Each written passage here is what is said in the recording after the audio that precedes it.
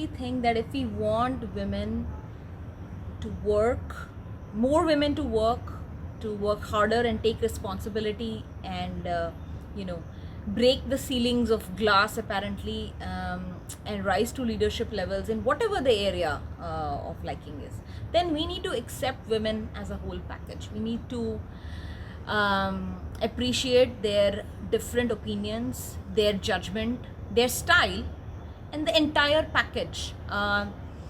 In our startup world, I can tell you, whether it is in terms of assertiveness or whether it is in terms of getting things done or discipline, men and women have different quirks and traits.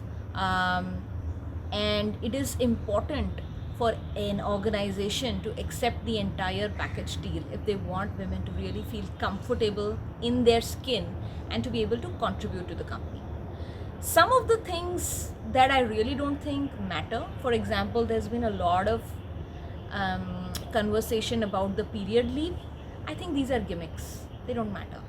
For example, if I am a woman who has to close my balance sheet, or if I am a woman who has to perform a surgery, or I have to shoot bombs at the LOC, it's damn well not going to matter whether I have a period going on and how great I'm feeling personally or not.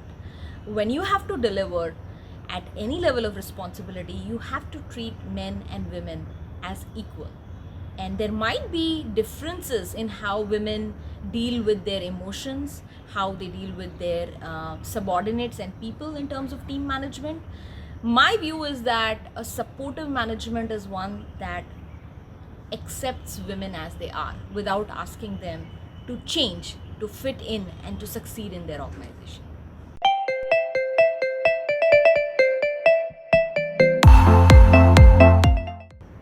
So I am a big believer that firstly, whatever be the setup, whether it's an educational institution, whether it's the Indian Army, whether it's business, corporate, startup, men and women need to be treated completely as equals. Men and women both have different quirks and traits, and those traits are evident in meetings, in terms of assertiveness, how you get things done, how you treat your team members, your subordinates. But that's okay. I think if we want to be supportive of women in all roles in our organizations, then we need to accept them as a package, the whole deal. And women, with their smarts, with their discipline, with their ethos, with their emotions, with their style of management, it's the full deal. You can't say that, oh, I would like these things, I like this amazing work discipline and timeliness, but I would like for you to shout aggressively like one of your male peers. It doesn't work like that.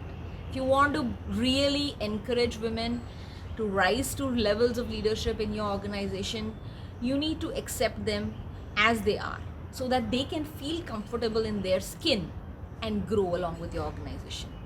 I don't think that the facade of supporting women by offering them additional leaves or by offering them a period leave, I think these are all gimmicks. These don't work. Because when there is something important to be delivered, whether you are a man or a woman, whether you have a high fever or whether you have a period, if I have to be present in the court, if I have to do a surgery, if I have to be in a board meeting, or if I have to, be a Air Force pilot dropping bombs for the country, I need to do them when it needs to be done. None of these gimmicks which are supposed to encourage women really help. What really helps is create a culture which is accepting of women as they are, and that helps them to really break through and deliver.